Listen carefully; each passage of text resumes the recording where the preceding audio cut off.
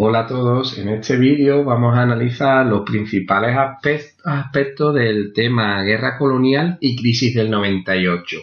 Como cualquier tema, tenemos que empezar siempre indicando los antecedentes que lo rodean.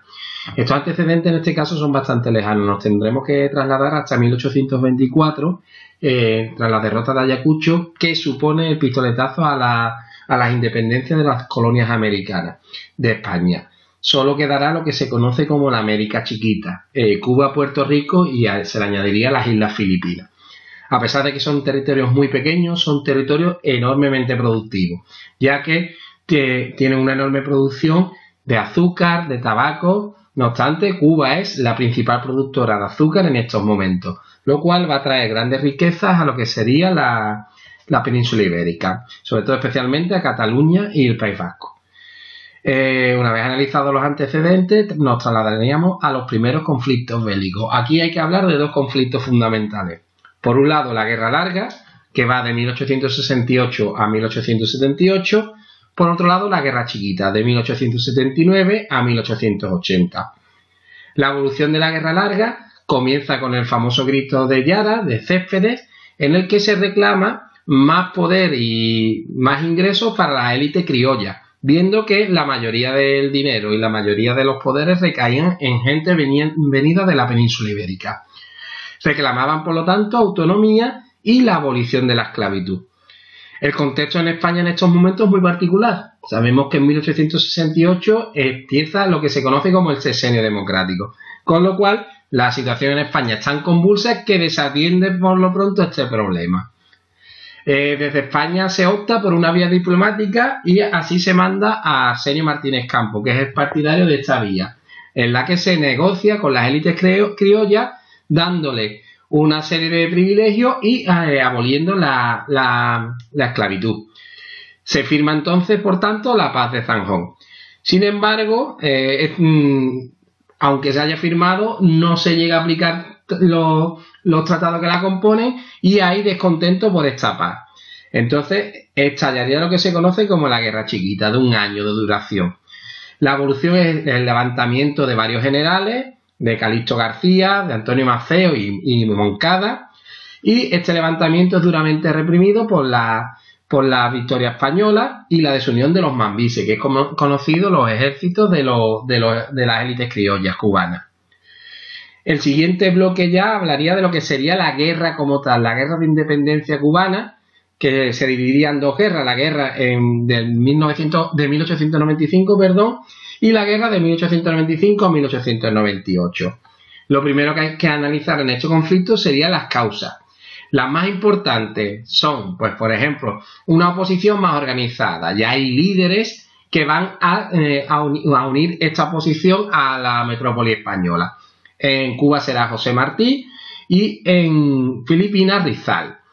También hay que entender el contexto de imperialismo, es decir, aparece una nueva superpotencia que es Estados Unidos y que trae diversas tentativas de comprar la isla a España, incluso ofreciendo 300 millones de dólares, ya va a intentar por la vía militar. Eso no hay que perder de vista el interés que tiene Estados Unidos en estas dos islas, fundamentalmente en Cuba.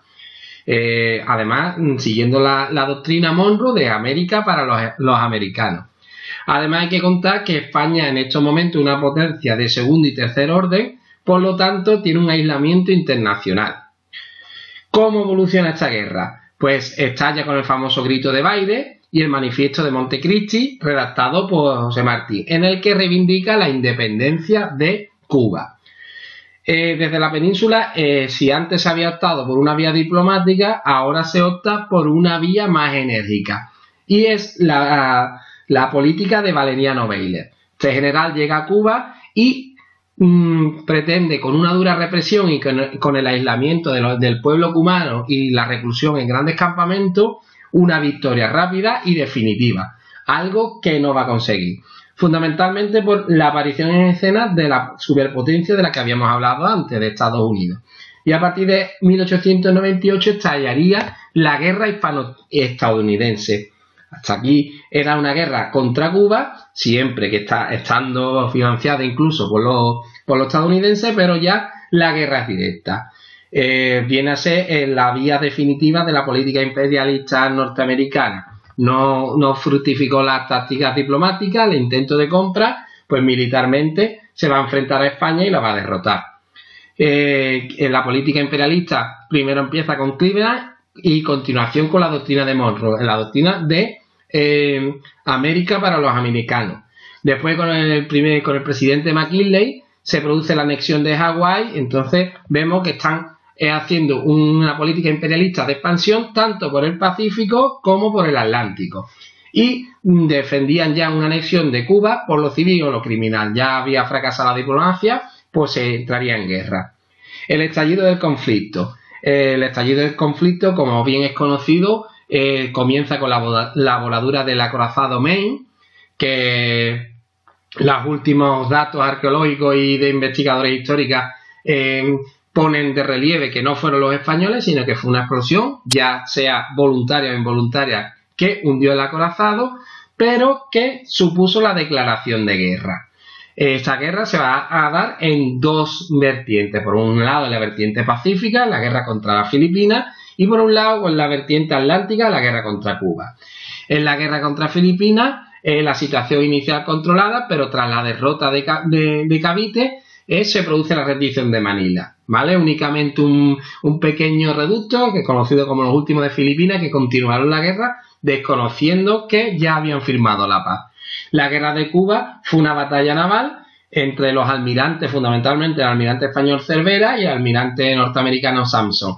Esta batalla es conocida por el escaso material bélico español, con barcos incluso de madera, frente a una potencia naval de primer orden, con acorazados muy potentes, que era la Armada norteamericana. Supone una derrota total, ¿vale? A pesar de que en España se creía que Estados Unidos, un país nuevo, no tenía la tradición bélica de un imperio de la Edad Moderna, la derrota fue total. Y se terminaría con la firma del Tratado de París, en la que se reconocería la entrega de Cuba, Filipinas y Puerto Rico a los Estados Unidos. Todo este clima de la desaparición ya del último reducto del gran imperio español crea una crisis total que es conocida como la crisis del 98. El atraso agrario, el atraso industrializador, un país analfabeto, un país que pasa hambre, era una situación crítica. Y como solía pasar y como pasó en el siglo XVII con la aparición del siglo XVI y XVII, con la aparición de los dos siglos de oro de la literatura, también aquí surge una gran corriente literaria conocida como la generación del 98. La pérdida del imperio ultramarino español supuso una crisis a todos los niveles, que es conocida como la crisis del 98. Supuso una crisis económica, España pasa a ser uno de los países más pobres del mundo, una crisis social, una grande diferencia entre una burguesía aristocracia adinerada y el resto del pueblo que pasaba mucha hambre, un país analfabeto, un país con una industria atrasada, con una agricultura atrasada, etcétera. Sin embargo, en el plano literario sí que surgió un auge o un momento de oro. Sería con la generación del 98, que va a beber de esta crisis para la mayoría de sus obras. En esta generación del 98 destacaría sobre todo Miguel de Unamuno, Pío Baroja, Ramón María de Valle Inclán, Azorín, etcétera. También es destacable ciertos intentos de regeneracionismo liderados por Joaquín Costa, que pretendía sacar al país o aportar ideas para sacar al país de esa crisis tan profunda que estaba. Hubo intentos de modernizar el país, como la institución libre de enseñanza de Ginés de los Ríos o una serie de medidas económicas de beneficencia, pero son medidas de élite, medidas de la burguesía. Por lo tanto, no llegaron a tener gran efecto. Por lo tanto, su importancia es relativa. Y hasta aquí los puntos fundamentales del tema guerra colonial y crisis del 98.